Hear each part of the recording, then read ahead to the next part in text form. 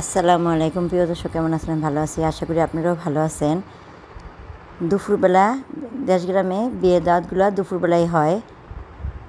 এখন রাত্রে সব আয়োজন চলতেছে। এই যে এখানে মুরগি পরিষ্কার করা হচ্ছে, আর সব বাবুর্চিরা মিলে রং চা খাওয়া হচ্ছে। এই যে মুরগিগুলো ক্লিন করতেছে, এই যে মুরগিগুলো ক্লিন হয়ে গিয়েছে।